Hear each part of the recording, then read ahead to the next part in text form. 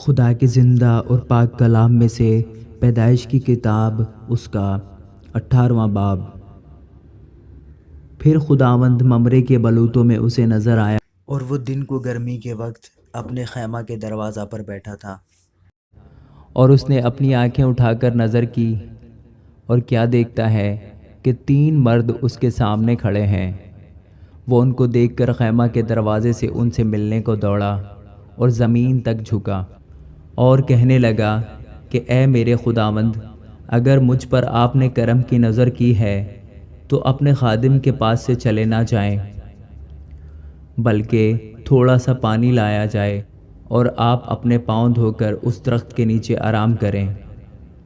میں کچھ روٹی لاتا ہوں، آپ تازہ دم ہو جائیں، تب آگے بڑھیں، کیونکہ آپ اس لیے اپنے خادم کے ہاں آئے ہیں۔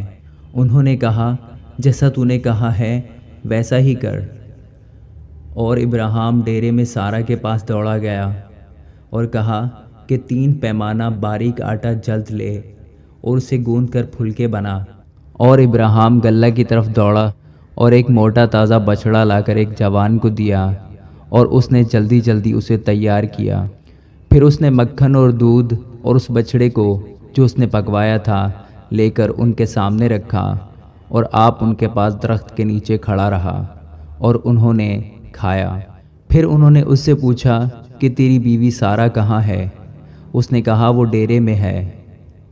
تب اس نے کہا، میں پھر موسم بہار میں تیرے پاس آؤں گا، اور دیکھ تیری بیوی سارہ کے بیٹا ہوگا۔ اس کے پیچھے ڈیرے کا دروازہ تھا، سارہ وہاں سے سن رہی تھی۔ اور ابراہیم اور سارہ ضعیف اور بڑی عمر کے تھے، اور سارہ کی وہ حالت نہیں رہی تھی جو عورتوں کی ہوتی ہے۔ تب سارہ نے اپنے دل میں ہنس کر کہا، کیا اس قدر عمر رسیدہ ہونے پر بھی میرے لیے شادمانی ہو سکتی ہے، حالانکہ میرا خاوند بھی ضعیف ہے؟ پھر خداوند نے ابراہیم سے کہا کہ سارہ کیوں یہ کہہ کر ہنسی کہ کیا میرے جو ایسی بڑھیا ہو گئی ہوں واقعی بیٹا ہوگا؟ کیا خداوند کے نزدیک کوئی بات مشکل ہے؟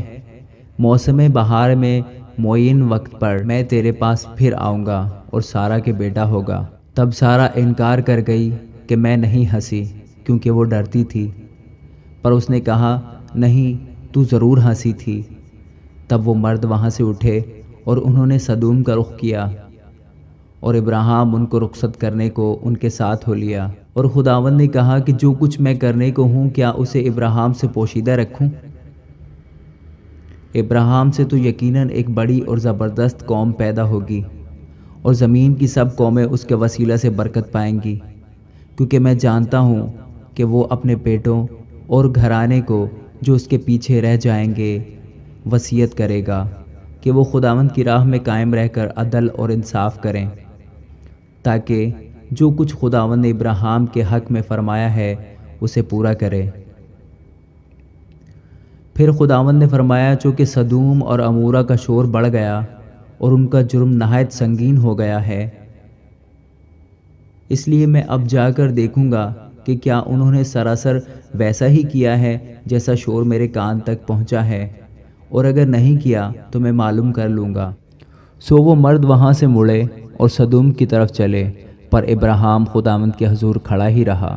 تب ابراہیم نے نزدیک جا کر کہا، کیا تو نیک کو بد کے ساتھ ہلاک کرے گا؟ شاید اس شہر میں 50 راست باز ہوں، کیا تو اسے ہلاک کرے گا اور ان 50 راست بازوں کی خاطر جو اس میں ہوں اس مقام کو نہ چھوڑے گا؟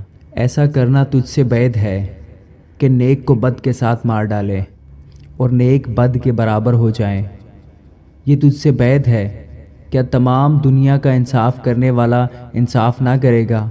اور خداوند نے فرمایا کہ اگر مجھے سدوم میں شہر کے اندر 50 راست باز۔ تب ابراہیم نے جواب دیا اور کہا کہ دیکھیے، میں نے خداوند سے بات کرنے کی جرت کی، اگرچہ میں خاک اور راکھ ہوں۔